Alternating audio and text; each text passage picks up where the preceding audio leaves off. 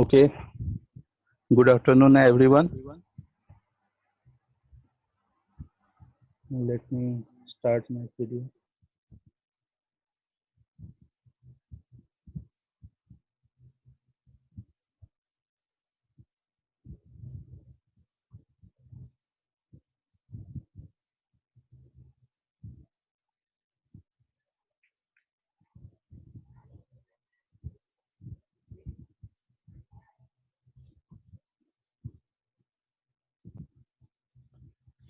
So कल के class में हम लोग कूलम्स लॉ पढ़े थे और कूलम्स लॉ में हम लोग कुछ बातें जाने थे। पहला बात तो ये पता चला था कि कूलम्स लॉ में जो फोर्स एक्ट होता है दोनों चार्ज के ऊपर वो एक्शन रिएक्शन पेयर बनाता है, राइट? याद आ रहा है कुछ? सेकंड, हम लोग ये जाने थे कि अगर नेट फोर्स किसी भी सिस्टम पे जीरो हो तो मोमेंटम कंजर्व होता है। ये क्लास 11th में ही हम लोग जान लिए थे, राइट?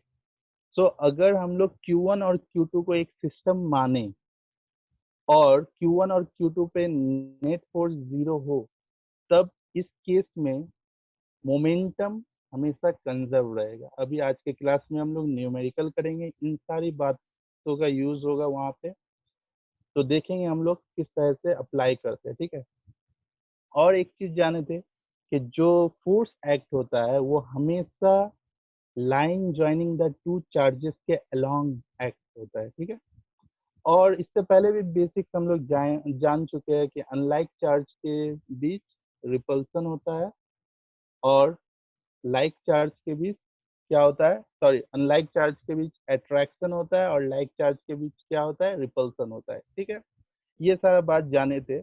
के का वैल्यू हम लोग जाने थे। के का वैल्यू होता है 9 × 10⁻⁹ न्यूटन मीटर स्क्वायर पर कूलम स्क्वायर, ठीक है? उसके बाद देखे थे परमिटिविटी। के का एक और वैल्यू है परमिटिविटी के फॉर्म में, ठीक है? तो के का इन जनरल वैल्यू होता है 1/4πε, ठीक है?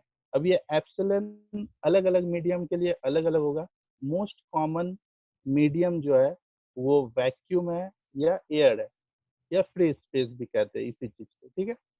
सो वैक्यूम, एयर या फ्री स्पेस के लिए जो एप्सिलन का नाम हम लोग दिया वो एप्सिलन नॉट है। तो इस पर्टिकुलर मीडियम के लिए के का वैल्यू होगा 1/4πε0। ये डिफरेंस मैं क्लियर करना चाह रहा हूँ क्योंकि इससे भी एक सवाल हम लोग करेंगे। अगर सवाल में नहीं, अगर इस लेक्चर में सवाल नहीं करेंगे तो आपके असाइनमेंट में होगा, आप लोग जरूर से ट्राई करना, ठीक है? सो के का इन जनरल वैल्यू होता है 1/4πε। ये एप्सिलन हर एक मीडियम के लिए अलग अलग होगा। जैसे एप्सिलन ऑफ एयर अगर लेंगे तो एप्सिलन नॉट बोलते हैं, अदर किसी मीडियम के लिए एप्सिलन बोलेंगे, ठीक है? तो जनरल फॉर्म क्या है, के इक्वल टू 1/4πε, ठीक है? जो भी डाउट्स कल के क्लास से था वो हम लोग इस लेक्चर के आखिर में रखेंगे, ठीक है? उस पर डिस्कस करेंगे। तो अभी जो समझा रहे हैं वो समझा जाए, ठीक है? आगे बढ़ते हैं। तो हम लोग को ये समझ में आया कि अगर दो चार्ज एक दूसरे के करीब में रखा गया है तो उन दोनों चार्ज पे फोर्स लगता है, और हम लोग डायरेक्शन पता किए कि किस डायरेक्शन में फोर्स एक्ट होता है दोनों चार्ज के ऊपर, और हम लोग को मैग्नीट्यूड मिला। हम लोगों के पास मैग्नीट्यूड कितना है, फोर्स इक्वल टू के Q1 Q2 upon R²। Are क्या है, distance between the two charges, ठीक है? और ये electrostatic force independent of mass है। इस इलेक्ट्रोस्टैटिक फोर्स में मास का कोई एक्सप्रेशन नहीं है। आप लोग फॉर्मूला देख ही सकते हैं, फॉर्मूला आप लोगों के सामने है। तो क्योंकि इस एक्सप्रेशन में मास नहीं है इसलिए इलेक्ट्रोस्टैटिक फोर्स मास पे डिपेंड नहीं करता है। ये दो ही, ये असल में तीन चीज पे डिपेंड करता है। पहला मीडियम पे डिपेंड करता है, दूसरा प्रोडक्ट ऑफ चार्ज पे डिपेंड करता है, और तीसरा डिस्टेंस बिटवीन चार्ज पे डिपेंड करता है, राइट? तो दो चार्ज अगर रखा रहे तो दोनों चार्ज के बीच कितना फोर्स होगा ये हम लोगों को पता चला। लेकिन अगर दो चार्ज ना हो, तीन चार्ज हो तो क्या होगा, या चार चार्ज हो तो क्या होगा, या बहुत सारा चार्ज होगा तो हर एक चार्ज एक पर्टिकुलर चार्ज के ऊपर फोर्स लगाएगा, तो उस पर्टिकुलर चार्ज के ऊपर नेट फोर्स कैसे निकालेंगे, ये पहले हम लोगों को जानना होगा, तब हम लोग न्यूमेरिकल्स की तरफ बढ़ सकते हैं। ओके,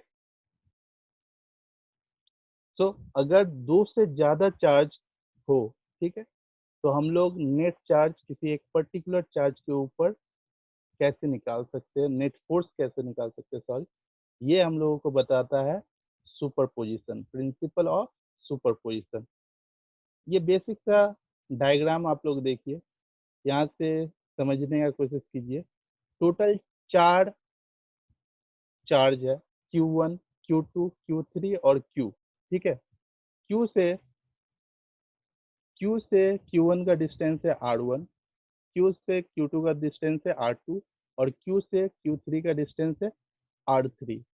अगर थोड़ा सा कॉमन सेंस और प्रॉपर्टीज ऑफ चार्ज का यूज हम लोग करें, तो Q के ऊपर Q1 कैसा फोर्स लगा रहा होगा, दोनों ही पॉजिटिव चार्ज है, रिपल्सिव फोर्स होगा, तो ये अलोंग द स्ट्रेट लाइन ये किस डायरेक्शन में आगे बढ़ेगा, इस डायरेक्शन में दिखाई दे रहा है ऐसे। ये फोर्स कैसा होगा, ऐसा। Q2 कैसा फोर्स लगा रहा होगा, कुछ इस तरह का। और Q3 ये भी रिपल्सिव फोर्स होगा, कुछ इस तरह से। ये तीनों फोर्स का कुछ ना कुछ रिजल्टेंट होगा, ठीक है, और वही रिजल्टेंट फोर्स इस Q पे एक्ट हो रहा होगा। इसका मतलब क्या, Q1 के कारण Q के ऊपर एक फोर्स एक्ट होगा, जिसका वैल्यू आप लोग इजीली बता सकते हो, K Q Q1 upon R1 square. Q2 के कारण जो फोर्स लग रहा होगा Q के ऊपर, वो कितना होगा, K Q Q2 upon R2 square. और Q3 के कारण Q के ऊपर जो फोर्स एक्ट हो रहा होगा, वो कितना होगा, K Q Q3 upon R3 square. Easy. तो अगर F1 F2 और F3 इन तीनों फोर्स का नाम दे, तो Q पे नेट फोर्स कितना होगा, Q पे नेट फोर्स जो होगा वो vector sum of F1 F2 और F3 होगा, और यही प्रिंसिपल ऑफ सुपरपोजिशन कहलाता है। तो प्रिंसिपल ऑफ सुपरपोजिशन क्या है, the total force acting on a charge due to a number of interacting charges around it is the vector sum of individual forces acting on that charge। मतलब कि एक particular charge के ऊपर individual charges के कारण जो force act हो रहा है, उन फोर्सेस का वेक्टर सम उस पर्टिकुलर चार्ज पे नेट फोर्स के बराबर होगा। बहुत इजी है, आई होप। एक छोटा सा एग्जांपल देख के हम लोग इस चीज को क्लियर करते हैं, ठीक है। हम लोग एक इक्विलैटरल ट्रायंगल कंसिडर किए हैं, और इक्विलैटरल ट्रायंगल का ए बी और सी वर्टिसेस है, 3 वर्टिसेस है।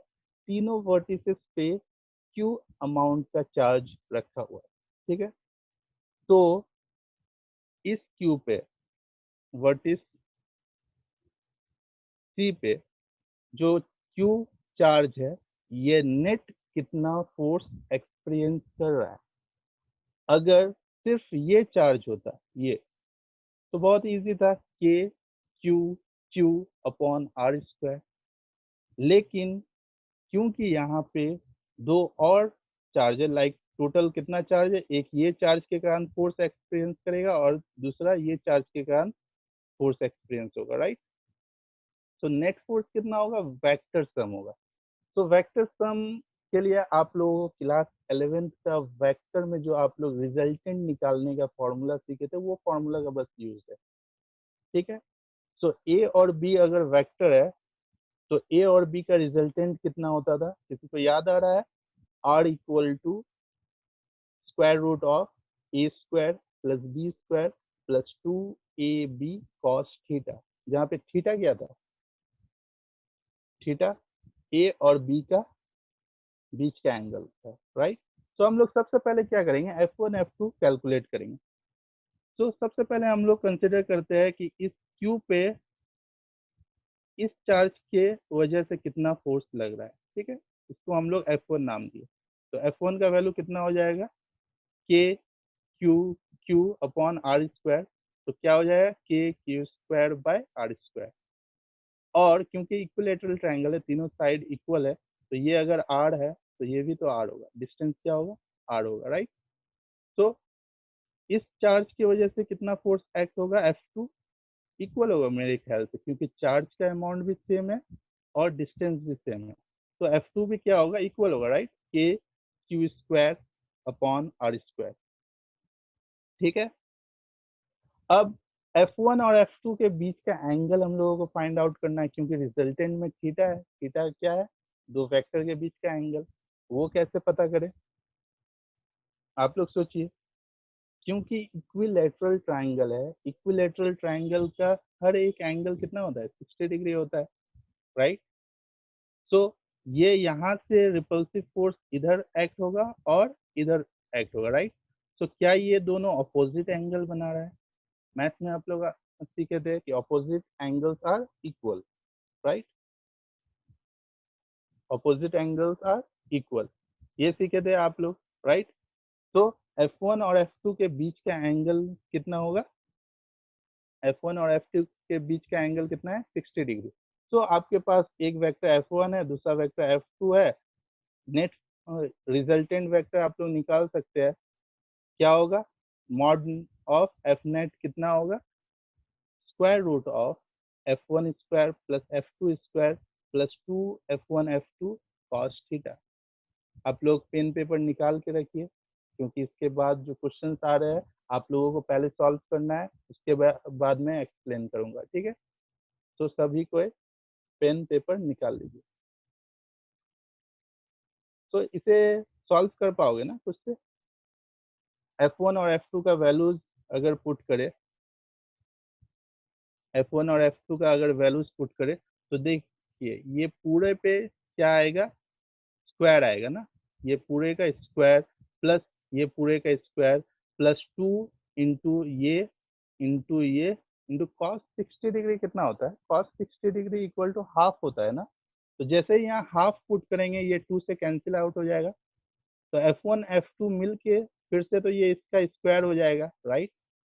तो टर्म क्या मिलेगा, अगर आप अपनी कॉपी में लिखोगे तो आपको ज़्यादा समझ में आएगा, आप लोगों को मिलेगा क्या, K Q square upon R square का होल स्क्वायर मिलेगा, ठीक है। और ये कितने बार मिलेगा, 1 2 3, देखिए 2 से 2 कैंसिल हो गया, कॉस 60 डिग्री कितना होता है, हाफ होता है, तो 2 से 2 कैंसिल हो गया। So K Q square upon R square का होल स्क्वायर कितने बार मिला है, 1 2 और 3 टाइम्स, तो 3 into K Q square upon R square का होल स्क्वायर। तो 3 के ऊपर रूट आ जाएगा और ये रूट के बाहर चला जाएगा। खुद से करके देखिए तो आपको ज़्यादा समझ में आएगा। एक बार पेन पेपर में इन दोनों का सिंपली वैल्यूज पुट कीजिए, फिजिक्स का काम खत्म हो चुका है यहाँ पे ही। जब आपने ये फॉर्मूला लिख लिया उसके बाद मैथ्स का काम है, इसलिए मैंने मैथ्स का कैलकुलेशन नहीं किया है, ठीक है। आप लोग अपने पेन पेपर पे कीजिए, ठीक है। तो करना क्या है, प्रिंसिपल ऑफ सुपरपोजिशन में हम लोग सीखे क्या, जब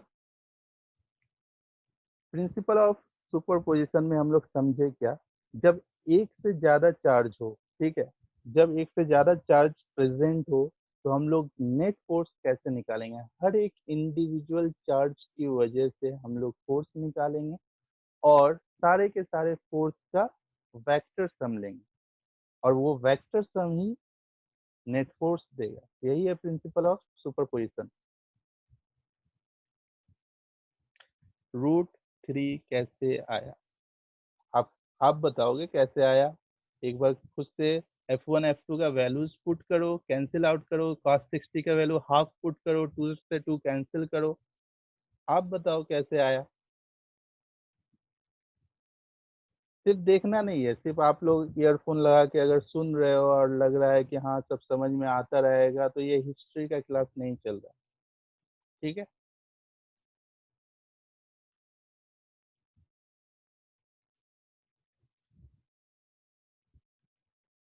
खुद से करो, क्लियर करो, पहले क्लियर करो, अगर नहीं हो रहा है लिखने के बाद भी अगर नहीं हो रहा है तब पूछो, एक बार पेन पेपर में खुद से करो।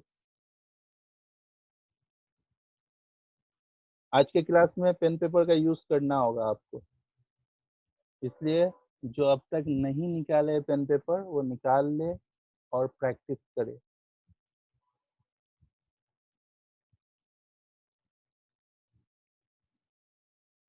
तो हो गया कंप्लीट? अभी भी किसी को डाउट है तो बताओ।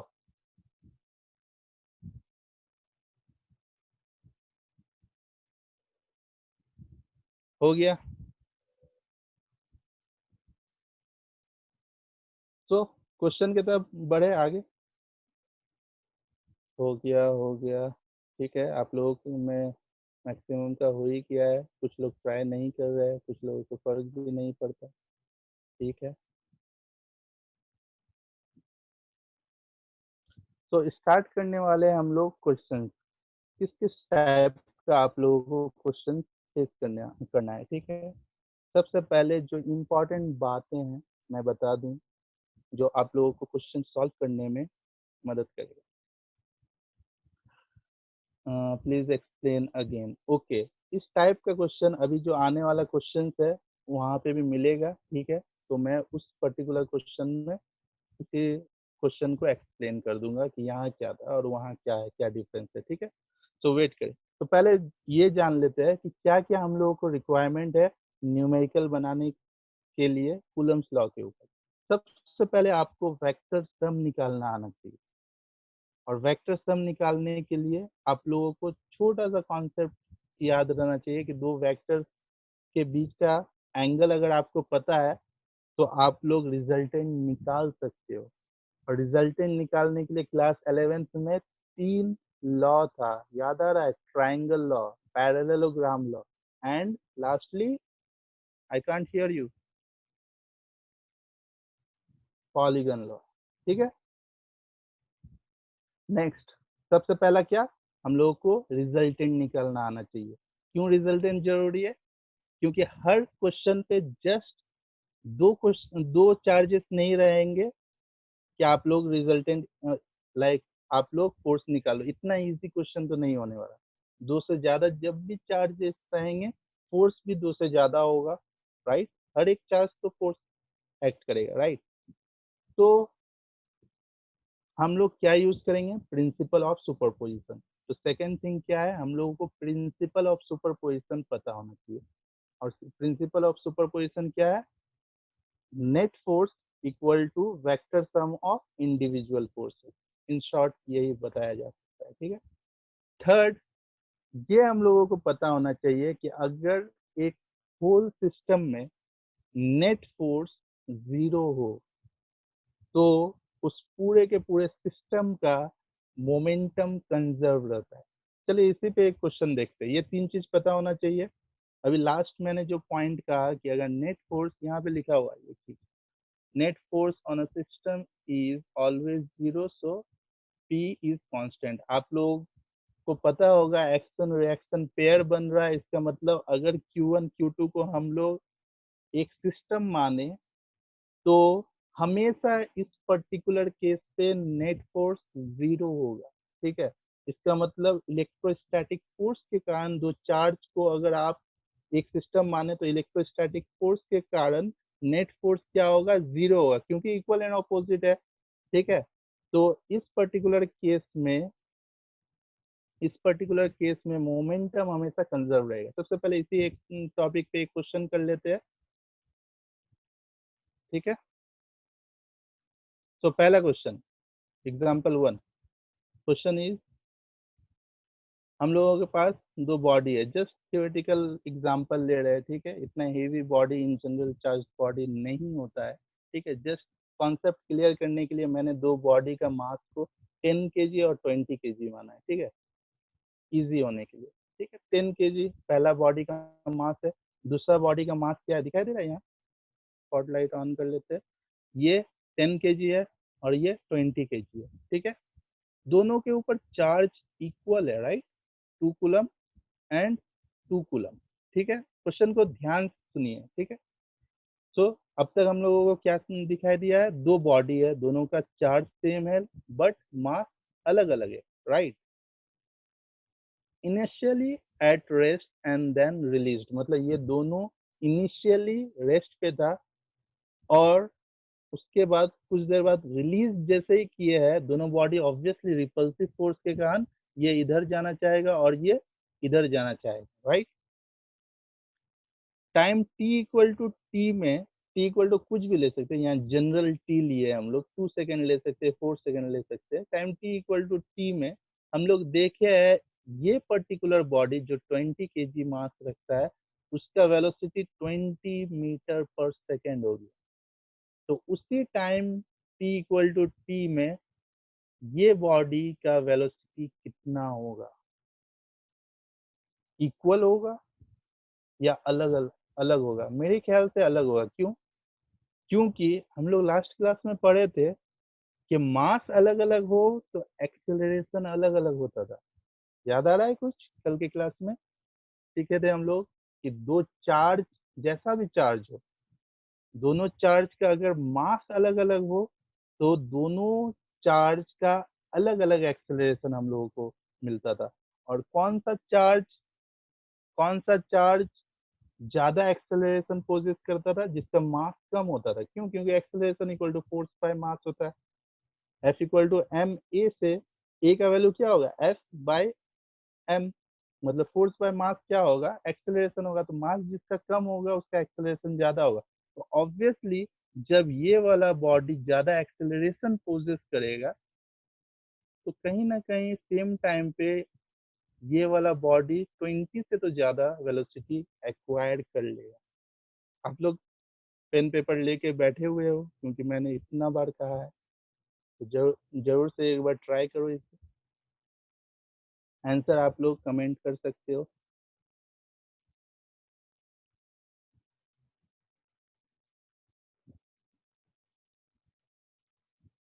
40 metre per second, wrong. Exact answer चाहिए और ये स्पीड नहीं मैंने पूछा है, वेलोसिटी पूछा है। Velocity is a vector quantity. 40 metre per second is wrong.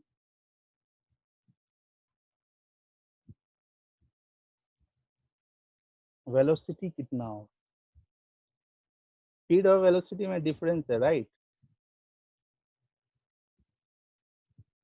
तो आपको वेलोसिटी बताना है। हाँ, करेक्ट आंसर आ गए हैं। ठीक है, मैं बताता हूँ।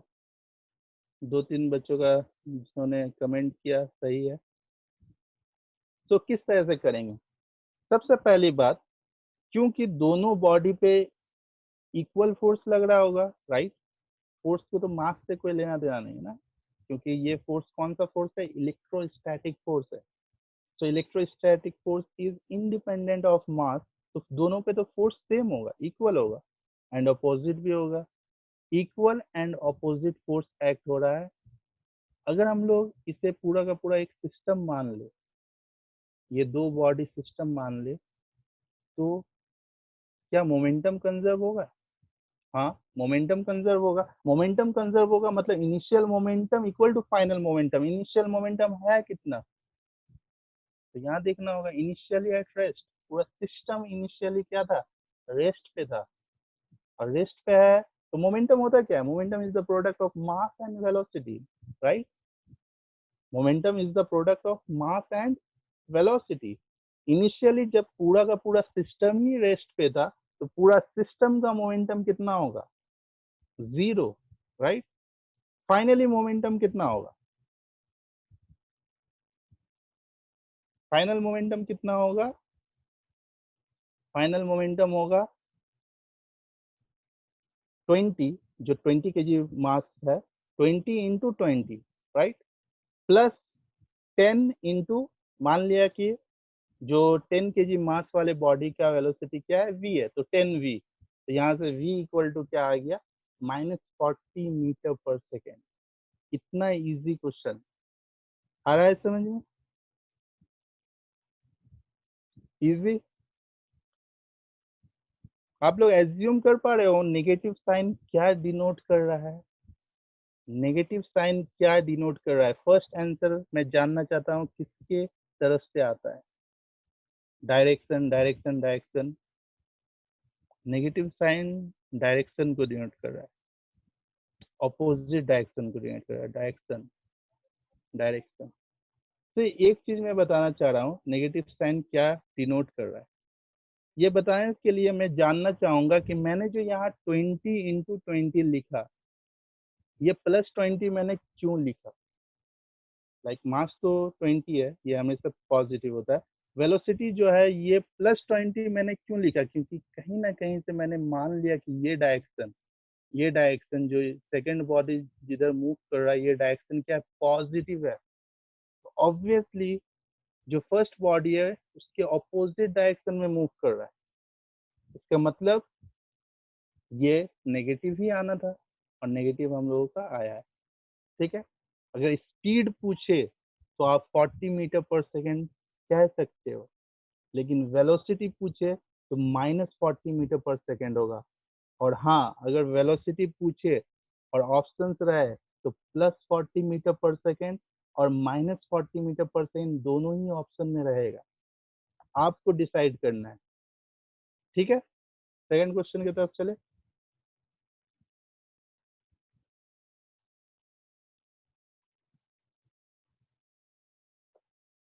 तो सेकंड क्वेश्चन जो मैं कह रहा था, वो क्वेश्चन जो पहला एग्जाम्पल मैंने समझाया, काफी लोगों को समझ में नहीं आया, सेम उसी पे एक क्वेश्चन है, जस्ट मैंने डायरेक्शन चेंज कर दिया है। डायरेक्शन कैसे फोर्स का चेंज होता है आप लोगों को पता होना चाहिए। फोर्स का डायरेक्शन नेचर ऑफ चार्ज पे डिपेंड करता है, कब अट्रैक्टिव है कब रिपल्सिव है, ये सब पे डिपेंड करता है, राइट। तो सेम क्वेश्चन मैंने लिया है, जस्ट उस पर्टिकुलर एग्जाम्पल पे तीनों चार्ज पॉजिटिव क्यू था, यहाँ पे दो चार्ज नेगेटिव क्यू है, और इस पॉजिटिव क्यू पे कितना फोर्स एक्ट हो रहा है ये हम लोगों को पता करना है। ठीक है, तो एकदम ध्यान से सुनिए, जिसका अब तक बेस नहीं बना है, लास्ट चांस है, ध्यान से सुनिए। ये क्यू और ये -क्यू, इन दोनों में कैसा फोर्स होगा, अट्रैक्टिव फोर्स होगा, राइट। इसका मतलब कहीं ना कहीं से अगर इस क्यू को रिलीज कर दिया जाए तो इस नेगेटिव क्यू के कारण ये क्यू इस डायरेक्शन में मूव करना चाहेगा, क्यों, क्योंकि अट्रैक्ट होगा, राइट।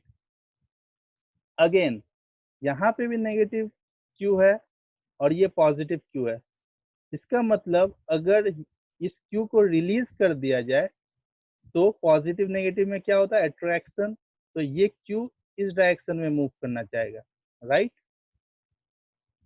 बट क्योंकि यहाँ पे ये भी -क्यू है और ये भी -क्यू है, तो बॉडी इधर जाएगा या इधर जाएगा, सोचिए, बॉडी किधर जाएगा, बॉडी ना इधर जाएगा ना इधर जाएगा, बॉडी नेट फोर्स के डायरेक्शन में जाएगा। नेट फोर्स का डायरेक्शन है क्या, तो अगर ये F1 है और ये F2 है, तो इन दोनों का रिजल्टेंट का डायरेक्शन में बॉडी मूव करेगा। इसका मतलब रिजल्टेंट आप लोग देख सकते हो पैरेललोग्राम लॉ से, ऐसे एक पैरेललोग्राम बनाएंगे और ये डायगोनल होगा, ये डायगोनल होगा, तो डायगोनल क्या रिप्रेजेंट करता है, रिजल्टेंट। तो ये क्यू किधर मूव करेगा, इस डायरेक्शन में मूव करेगा। आ रहा है समझ में, इजी है।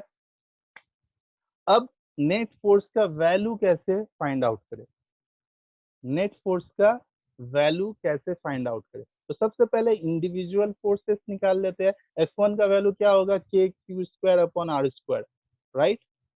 F1 का वैल्यू क्या होगा, KQ²/R²। क्या -Q लिखेंगे, क्या एक्सप्रेशन में -Q लिखेंगे, के positive Q into negative Q, क्या ऐसे लिखना है, नहीं, क्योंकि डायरेक्शन हम लोग डायरेक्ट यहाँ पे लिख चुके हैं, डायरेक्शन हम लोग समझ चुके हैं, एक्सप्रेशन में नहीं लिखना है। ठीक है, ये जो KQ²/R² है, ये मैग्नीट्यूड बताता है, सिर्फ तो सिर्फ मैग्नीट्यूड लिखना है। ठीक है,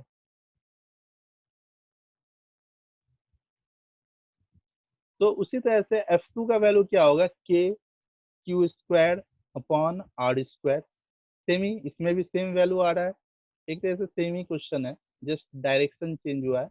ठीक है, तो F1 और F2 का नेट फोर्स कितना होगा, नेट फोर्स के लिए हम लोगों को ये F1 और F2 के बीच का एंगल पता होना चाहिए, क्योंकि क्वेश्चन में दिया हुआ है ये इक्विलैटरल ट्रायंगल है, इक्विलेटरल ट्राइंगल है तो ये एंगल बीच का कितना होगा, 60 डिग्री होगा, राइट। तो 60 डिग्री होगा तो नेट फोर्स क्या होगा, F1 square plus F2 square plus 2 F1 F2 cos 60, right. अब जिन लोगों ने खुद से कैलकुलेशन नहीं किया था, यहाँ पे उनके लिए मैंने कैलकुलेशन कर दिया है। किस तरह से √3 आ रहा है देख लीजिए। cos 60 का वैल्यू हाफ, तो हाफ से ये हाफ कैंसिल हो गया, ये K Q square upon R square into K Q square upon R square, ये तो इसका होल स्क्वायर हो जाएगा। तो ये पूरे को हम लोग अगर ए मान ले तो ए प्लस ए प्लस ए 3a हो जाएगा ना, 3 बार जोड़े 1 2 3, इसको x मान लीजिए, x x x 3x हो जाएगा, और x के ऊपर क्या है, स्क्वायर है, तो 3x स्क्वायर हो जाएगा, राइट। तो 3x स्क्वायर का रूट ओवर लेंगे तो क्या होगा, √3, और x स्क्वायर के लिए स्क्वायर और रूट कैंसिल आउट हो जाएगा, तो ये होगा। क्लियर। अब भी क्वेश्चन है तो पूछ सकते हो, अदरवाइज आगे हम लोग बढ़ सकते हैं। आ गया समझ, कैलकुलेशन समझ में आया, √3 कैसे आया।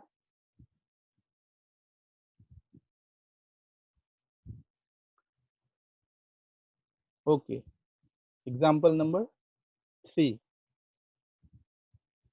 ये काफी इंटरेस्टिंग सवाल है, इस टाइप का सवाल मेनली आपके बोर्ड्स में पूछे जाते हैं, और इसी टाइप में थोड़ा सा क्वेश्चन को डिफिकल्ट किया जाता है, वो भी मैं आप लोगों को एक्सप्लेन करूंगा, और वो आपके कॉम्पिटिटिव एग्जाम में पूछे जाएंगे, ठीक है। तो सबसे पहले बेसिक सवाल को समझते हैं, ठीक है। ये सवाल है क्या, तो सवाल में कुछ दिया हुआ है कि दो चार्जेस है, ठीक है, -2 ESU। ESU क्या था, ESU इलेक्ट्रोस्टैटिक यूनिट, इसे ही स्टैट कूलम कहते हैं, तो मतलब ये सीजीएस यूनिट है, ठीक है, ये सीजीएस यूनिट है।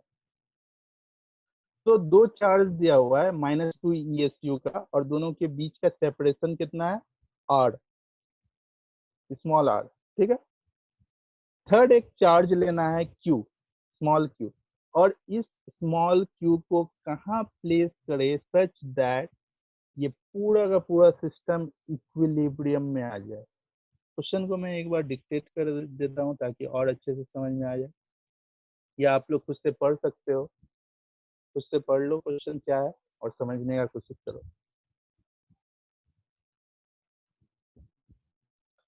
To equal negative point charges, each of charge 2 ESU and another charge Q are placed along the same straight line. If all the three charges are in equilibrium, find the position, magnitude and nature of the charge. ठीक है, simply अगर बहुत ही basic language में मैं बताऊं तो -2 ESQ का दो चार्ज है, दोनों के बीच का सेपरेशन R है, एक थर्ड चार्ज Q को आप कहाँ प्लेस करोगे सच दैट पूरा का पूरा सिस्टम इक्विलिब्रियम में आ जाए। इक्विलिब्रियम में आना, एक सिस्टम इक्विलिब्रियम में कब आता है, जब सिस्टम के ऊपर नेट फोर्स क्या होता है, 0 होता है, राइट। तो सबसे पहले तो पोजीशन निकालना है कि इस Q को कहाँ प्लेस करोगे, आप R/2 पे प्लेस करोगे, एकदम मिड पे प्लेस करोगे, या R/3 पे पुट करोगे, या R/5 पे प्लेस करोगे, कहाँ पे प्लेस करोगे। तो क्योंकि यही हम लोगों को निकालना है, हम लोग मान लिया कि पॉइंट ए से x डिस्टेंस पे प्लेस किए हम लोग Q को, ठीक है। कहाँ पे प्लेस किए, x डिस्टेंस पे, और x का ही वैल्यू निकालना है r के टर्म में, राइट। x का ही वैल्यू हम लोगों को r के टर्म में फाइंड आउट करना है। तो सबसे पहले देख लिए कि अगर इस स्मॉल चार्ज Q को हम लोग C पॉइंट पे रखे हैं, ठीक है, C पॉइंट पे रखे हैं जिसका डिस्टेंस क्या है, x है, तो कोई बता पाएगा CB का डिस्टेंस कितना होगा, ये CB का डिस्टेंस कितना होगा, AB का डिस्टेंस, पूरा का पूरा डिस्टेंस कितना है, स्मॉल r है, पूरा डिस्टेंस क्या है, स्मॉल r, ये डिस्टेंस x है, तो ये डिस्टेंस कितना होगा, r माइनस एक्स। ये जरूरी है, क्यों जरूरी है, क्योंकि हम लोगों को फोर्स के लिए डिस्टेंस पता होना चाहिए दो चार्ज के बीच का। सबसे पहले हम लोग देख लेते हैं, क्योंकि ये पॉजिटिव चार्ज है, क्योंकि ये पॉजिटिव चार्ज है और ये नेगेटिव चार्ज है, ये -2 ESU का चार्ज क्या चाहेगा कि ये क्यू मेरे तरफ आए, राइट, अट्रैक्ट करेगा। और ये -2 ESU का चार्ज क्या चाहेगा कि ये चार्ज मेरे तरफ आए। दोनों में क्या होगा, वार्ड होगा, और फाइनली एक ऐसा पोजीशन होगा जहां पे तीनों चार्ज सेटिस्फाई हो। ठीक है, इसका मतलब उस पर्टिकुलर पोजीशन पे तीनों चार्ज इक्विलिब्रियम पे हो। ठीक है, एक चीज मैं बता दूं, कूलम्स लॉ जो हम लोग पढ़े, F इक्वल टू के Q1 Q2 upon R square, वहां पे के का वैल्यू क्या था, 9 इंटू 10⁹9। ये SI यूनिट था, SI यूनिट में वैल्यू था। और लकीली के का वैल्यू CGS यूनिट में 1 होता है, के का वैल्यू CGS यूनिट में 1 होता है। देखिए यहाँ पे लिखा, के इक्वल टू क्या होता है, 1 इन CGS सिस्टम, और SI सिस्टम में के का वैल्यू क्या होता है, 9 इंटू 10⁹9। क्योंकि यहाँ पे ESU में चार्ज दिया हुआ है, के का वैल्यू CGS सिस्टम में लेते हैं, और इसका वैल्यू होगा कितना, 1। ठीक है, तो सबसे पहले मान लिया पॉइंट सी पे एक्स डिस्टेंस पे जाके हम लोग क्यू को प्लेस किया, और यहाँ पे तीनों चार्ज इक्विलिब्रियम में है। तो सबसे पहला पोजीशन फाइंड आउट करना है। तो पोजीशन कैसे फाइंड आउट करें, तो हम लोग क्यू पे नेट फोर्स निकालने की कोशिश करते हैं। क्यू पे जब नेट फोर्स 0 होगा तभी तो इक्विलिब्रियम होगा। ठीक है, अब क्यू पे नेट फोर्स कैसे निकालेंगे, क्योंकि दो चार्ज है -2 ESU का, दोनों अपने करीब इस क्यू को बुलाना चाह रहा है, तो कितना फोर्स एक्ट हो रहा है दोनों पे। तो पहला लाइन देखिए, force on Q by charge at A, मतलब इस ए पे मौजूद ये चार्ज की वजह से क्यू पे कितना फोर्स एक्ट होगा, कितना होगा, के Q1 Q2 upon R square, जहाँ पे के का वैल्यू क्या लेंगे, 1 लेंगे, क्योंकि सीजीएस सिस्टम है। तो Q1 कितना है, Q है, और Q2 कितना है, 2। क्या -2 लेंगे या 2 लेंगे, 2 लेंगे, क्योंकि मैग्नीट्यूड लेंगे। और दोनों के बीच का डिस्टेंस r होता है, तो डिस्टेंस कितना है दोनों चार्ज के बीच का, x, तो एक्स स्क्वायर। सेकेंड, इस Q पे B पे मौजूद चार्ज की वजह से कितना फोर्स लग रहा है, तो K का वैल्यू 1, Q1 का वैल्यू Q, Q2 का वैल्यू 2 या -2, अगेन 2 या -2, 2 लेंगे हम लोग, मैग्नीट्यूड लेंगे, अपॉन ये डिस्टेंस कितना है, Q और -2 के बीच का डिस्टेंस कितना है, r माइनस एक्स, राइट, सो r माइनस एक्स का होल स्क्वायर। सो F1 इधर एक्ट हो रहा है, F2 इधर एक्ट हो रहा है। ये चार्ज Q इक्विलिब्रियम में कब होगा, ये चार्ज Q इक्विलिब्रियम में कब होगा, जब F1 और F2 इक्वल होगा, राइट। तो हम लोग ये फोर्स को और ये फोर्स को इक्वल लिखेंगे, क्यों, क्योंकि इक्विलिब्रियम का मतलब क्या, नेट फोर्स 0, तो नेट फोर्स क्या होगा, F1 प्लस F2, लेकिन दोनों क्या है, ऑपोजिट वेक्टर है, एक वेक्टर इधर एक वेक्टर इधर। इसका मतलब दोनों फोर्स जब इक्वल होगा तभी ये इक्विलिब्रियम में रह पाएगा, राइट। ये फोर्स का जितना वैल्यू होगा ये फोर्स का भी सेम वैल्यू होगा, तभी वो चार्ज क्यू इक्विलिब्रियम में रह पाएगा।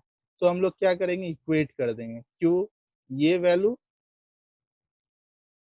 ये वैल्यू और ये वैल्यू इक्वेट कर देंगे।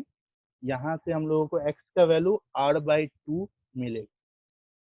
ठीक है, तो इस पर्टिकुलर चार्ज को क्यू को कहाँ रखना है, इस पर्टिकुलर चार्ज क्यू को कहाँ रखना है, r/2 डिस्टेंस पे जाके रखना है, एकदम मिड पॉइंट पे जाके रखना है। किसी के पास आंसर है इस सवाल का कि r/2 आंसर क्यों आया,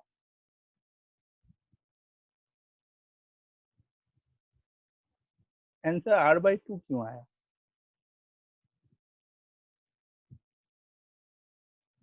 क्योंकि दोनों चार्ज का मैग्नीट्यूड सेम है, राइट।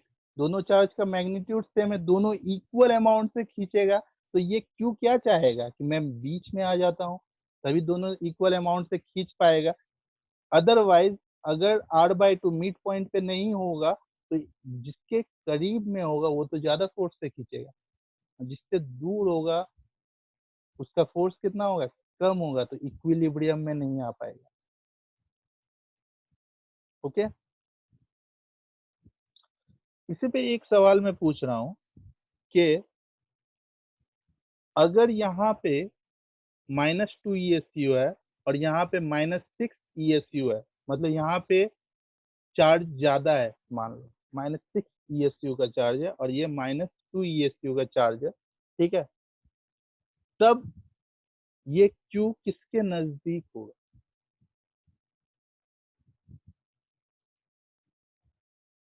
सोचिए, क्योंकि ऐसा सवाल पूछा जाएगा। इतना इजी सवाल हर जगह नहीं मिलेगा आपको कि इक्वल चार्ज दिया हुआ है, समझे। अगर यहाँ -2 ESU का चार्ज है और यहाँ पे -6 ESU का चार्ज हो तो Q किधर होगा, ए की तरफ शिफ्टेड होगा या बी की तरफ शिफ्टेड होगा? मिड पॉइंट पे तो नहीं होगा, ये मेरे तरफ से आंसर है। मिड पॉइंट पे तो नहीं होगा, ए की तरफ शिफ्ट करेगा या बी की तरफ? जल्दी से आंसर दीजिए, ए की तरफ या बी की तरफ?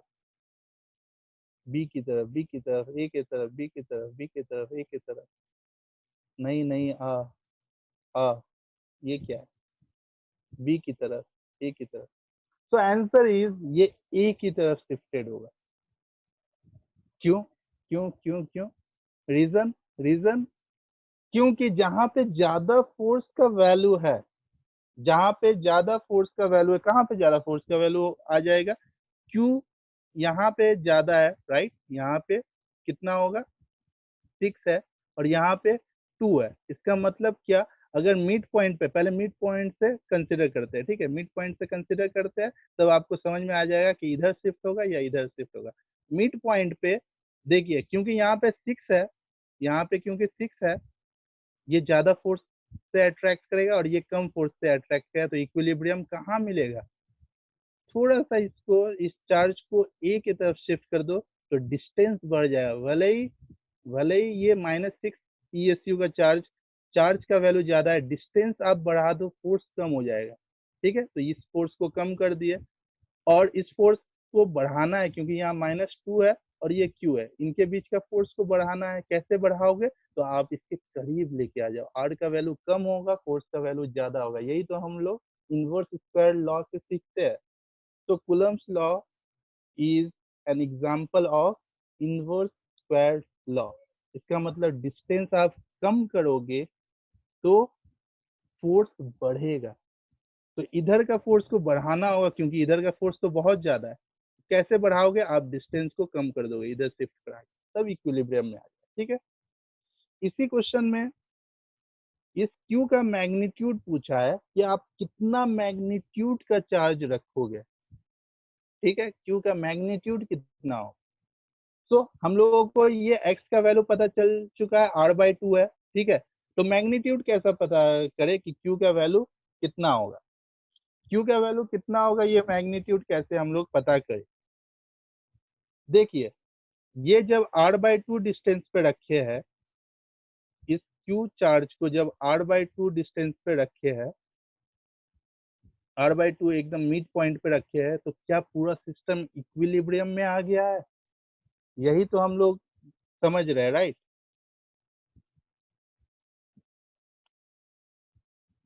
जब हम लोग इस Q को एकदम मिड पॉइंट पे रखे हैं, तो क्या तीनों चार्ज इक्विलिब्रियम में आ गया है?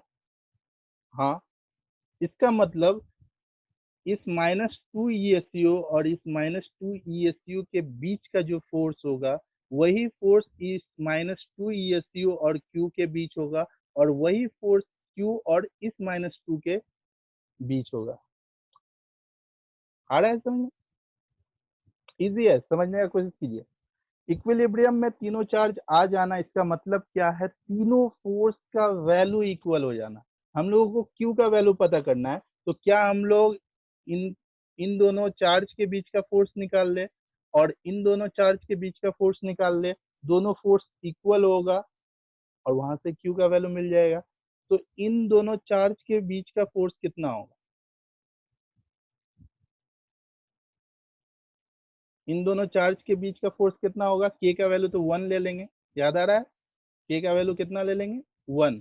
के का वैल्यू 1 लेंगे तो -2 और -2 के बीच का फोर्स कितना होगा? तो Q1 कितना होगा? 2 और Q2 कितना होगा? 2 अपॉन दोनों चार्ज के बीच का डिस्टेंस कितना है? r, right? So R square equal to क्या होगा? पहला चार्ज और क्यू के बीच का फोर्स। असल में तीनों फोर्स इक्वल है, तो आप किसी भी दो फोर्स को इक्वेट कर सकते हैं। तो 2 और क्यू के बीच का फोर्स कितना होगा? 2 इंटू क्यू अपॉन 2 और क्यू के बीच का डिस्टेंस कितना है? ये डिस्टेंस कितना है? 2 और क्यू के बीच का ये डिस्टेंस कितना है? r/2 हम लोग फाइंड आउट कर चुके हैं, r/2। सो 2 इंटू क्यू अपॉन डिस्टेंस का स्क्वायर, इसका मतलब क्या है? r/2 का स्क्वायर। यहाँ से q का वैल्यू हम लोगों को मिल जाएगा। देख लीजिए कितना q का वैल्यू मिल रहा है। यहाँ से 2 2 कैंसिल हो गया, r स्क्वायर कैंसिल हो गया, 4 ऊपर गया तो 4 से यहाँ 2 हो गया और q equal to 1/2 equal to 0.5 ESU। So q का वैल्यू क्या है? 0.5।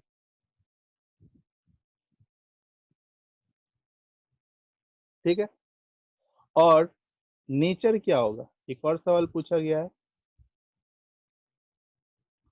पोजीशन, पहला क्वेश्चन क्या था? पोजीशन फाइंड आउट करना था, हमने फाइंड आउट कर लिया पोजीशन।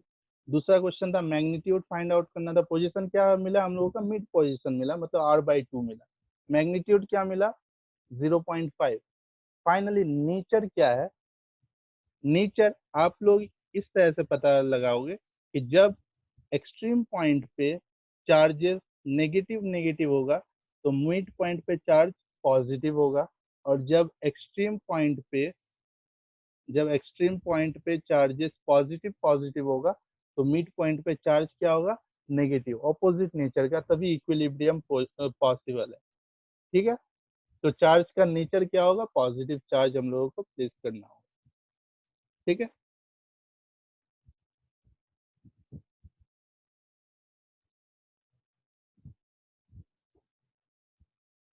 सो एग्जाम्पल नंबर 4, जिससे हम ट्राइंगल का सवाल सॉल्व किए। रुस्तान अब्दुल्ला 2 into 2 हो गया। आप लोग एक बार कैलकुलेशन चेक कर लीजिए। आप लोग क्वेश्चन लिए जानते ही हो क्या है, खुद से एक बार सॉल्व कीजिएगा। 0.5 आ रहा है या 2 into 2 4 आ रहा है, ये चेक कर लीजिए आप। ठीक है।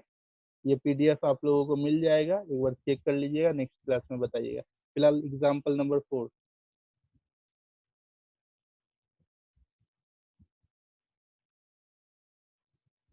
अच्छा, किसी और को आप बता रहे हो, प्राइवेट चैट यूज कीजिए आप। ठीक है। तो एग्जाम्पल नंबर 4, एग्जाम्पल नंबर 4 में देखिए एक स्क्वायर लिए है जिसका साइड क्या है? 1 मीटर है। दिखाई दे रहा है क्वेश्चन? एक स्क्वायर है जिसका साइड क्या है? 1 मीटर है और इसके 4 वर्टिसेस ए बी सी और डी पे 2 कूलम का चार्ज रखा गया है। ठीक है, सबका सब पॉजिटिव चार्ज है। तो सी पे नेट फोर्स कितना होगा? सी पे नेट फोर्स कितना होगा? सिमिलर टाइप का प्रॉब्लम, जस्ट एक ही डिफरेंस है कि जब आप ट्राइंगल यूज कर रहे थे उस टाइम में भी आप प्रिंसिपल ऑफ सुपरपोजिशन का यूज कर रहे थे, और यहाँ पे भी आप principle of superposition he use करोगे। बट वहाँ पे F1 और F2 का वैल्यू फाइंड आउट करके उनका रिजल्टेंट निकाले थे। यहाँ पे क्योंकि सी पॉइंट पे हम लोगों को निकालना है जो चार्ज प्रेजेंट है, इस पे नेट फोर्स कितना लग रहा होगा, क्योंकि सब रिपल्सिव नेचर का फोर्स होगा, सबका सब पॉजिटिव चार्ज है। तो ये 2 कूलम का चार्ज क्या चाहेगा? इसे इस डायरेक्शन में रिपेल करेगा। ये 2 कूलम का चार्ज क्या चाहेगा? इसे इस डायरेक्शन में रिपेल करने का। और ये 2 कूलम का चार्ज क्या चाहेगा? इसे इस डायरेक्शन में रिपेल करने का। ठीक है।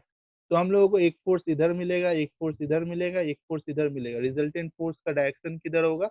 रिजल्टेंट फोर्स का डायरेक्शन इधर ही होगा। मैग्नीट्यूड हम लोगों को निकालना है कि नेट फोर्स या रिजल्टेंट फोर्स का मैग्नीट्यूड कितना है। तो मैग्नीट्यूड निकालने के लिए प्रिंसिपल ऑफ सुपरपोजिशन यूज करोगे। प्रिंसिपल ऑफ सुपरपोजिशन यूज करने के लिए सबसे पहले इंडिविजुअल फोर्सेस आप कैलकुलेट करोगे।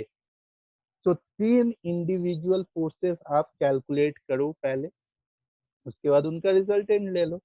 तो 3 इंडिविजुअल फोर्सेस आप कैलकुलेट करोगे तो सीजीएस या एसआई किसी में भी कर सकते हो। मैंने इस क्वेश्चन को सिंप्लीफाई करने के लिए, सिंपल वे में सॉल्व करने के लिए के का वैल्यू नहीं पुट किया।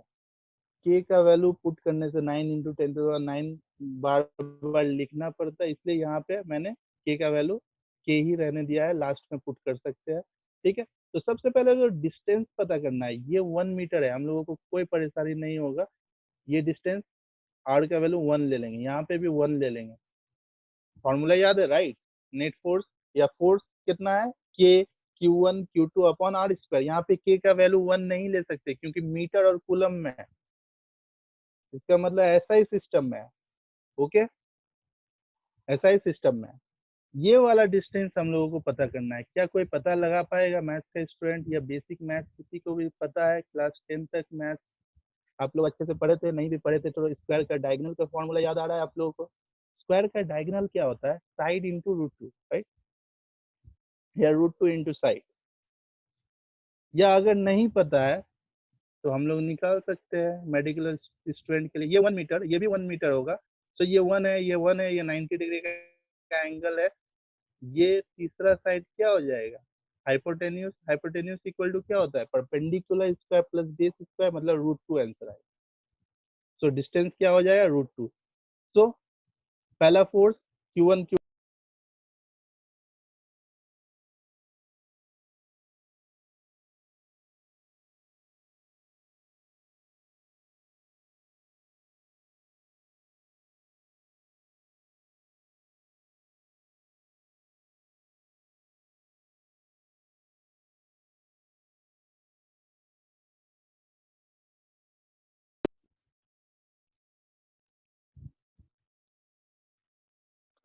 तो पहला फोर्स निकाले, दूसरा फोर्स निकाले और फाइनली तीसरा फोर्स निकाले। ध्यान देने वाली बात यह है कि मैंने आर का वैल्यू 2 बार 1 लिया है और तीसरी बार मतलब थर्ड चार्ज के लिए क्या लिया है?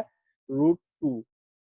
ये सब समझ में आ रहा है क्यों लिया है मैंने? तो आंसर क्या आया? 4K और 2K। समझ में आया? के का वैल्यू हम लोग पुट नहीं किए, यहाँ से देखिए कैलकुलेशन बहुत सिंपल है। और फाइनली रिजल्टेंट निकाल लिए। रिजल्टेंट कैसे निकालेंगे?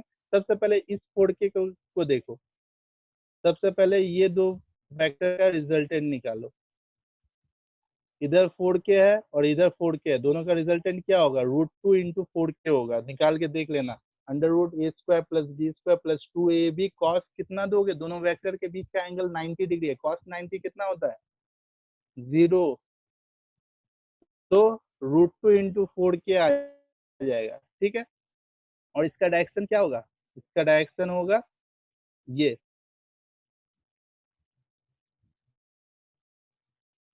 इसका डायरेक्शन में तो ऑलरेडी एक फोर्स है, राइट? कितना का फोर्स है? 2K, right?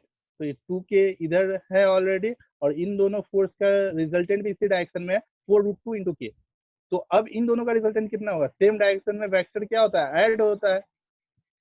तो दोनों को ऐड कर देंगे। दोनों को ऐड करेंगे तो हम लोगों को कितना मिलेगा? 2K प्लस 4K और 2K प्लस 4√2 × K। और फाइनली हम लोग K का वैल्यू 9 इंटू 10⁹ लास्ट में पुट किए और ये आंसर हम लोगों को मिल गया। जस्ट हम लोग कूलम्स लॉ का यूज किए हैं, प्रिंसिपल ऑफ सुपरपोजिशन का यूज किया है एंड लास्टली वेक्टर सम का कॉन्सेप्ट का यूज किया है। वेक्टर सम निकालने का या रिजल्टेंट निकालने का कॉन्सेप्ट का यूज किया है। तो ये 4 एग्जांपल्स था। आप लोगों को और भी सवाल प्रैक्टिस करने हैं। अगर कोई क्वेश्चन आप लोगों का है तो पूछ सकते हैं। अगर किसी को कुछ पूछना है तो पूछ सकते हो।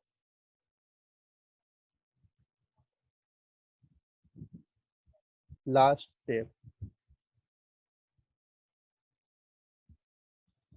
3 वेक्टर हम लोगों को मिला है, पहला ये 2 वेक्टर है और तीसरा ये वेक्टर है।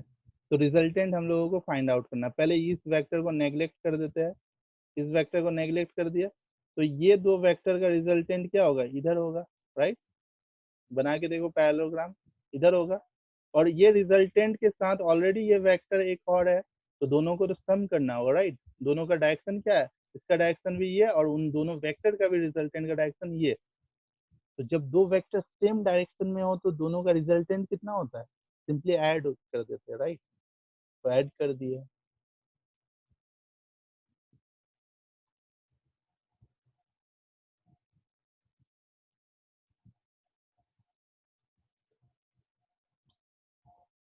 एक बार खुद से सॉल्व करना, समझ में आ जाएगा, ठीक है।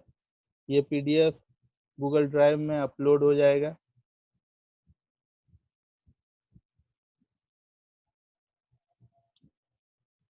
और क्वेश्चन देख के आप एक बार प्रैक्टिस कर सकते हो। साथ ही साथ असाइनमेंट भी है, असाइनमेंट आप लोग ट्राई करो सॉल्व करने का, ठीक है।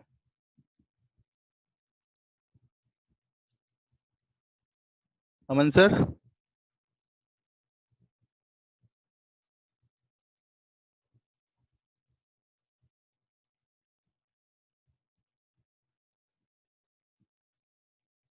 सो थैंक यू, आज के लिए इतना ही।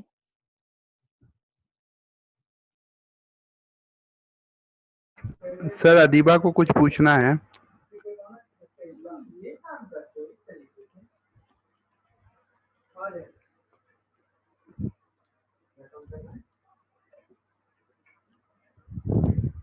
एडमिन तो हर क्लास में बैठना और पूरी तरीके से ऐसा भी नहीं कि बोलना है